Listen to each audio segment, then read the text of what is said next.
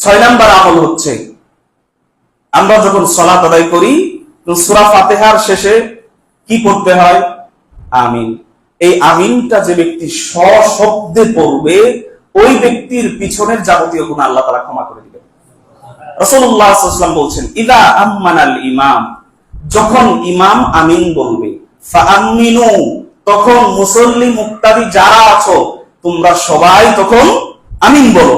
ফাইন্নাহু মান ওয়াফাকা তামিনুহু তামিনাল মালায়েকা, কেননা তোমাদের আমিন, ইমামের আমিন, মুক্তাদিদের আমিন এবং ফেরেশতাদের আমিন যদি একসাথে মিলিত হয়ে যায়, তামিনুহু তামিনাল মালায়েকা, যদি এই 3 আমিন একসাথে মিলিত হয়ে যায়, রাসূলুল্লাহ সাল্লাল্লাহু আলাইহি ওয়াসাল্লাম বলেন, গফিরা লাহু মা তাকদ্দামা মিন যামবি, আল্লাহ তাআলা তাহলে তোমাদের পিছনের যাবতীয় গুনাহ খাতাগুলোকে ক্ষমা করে দিবেন।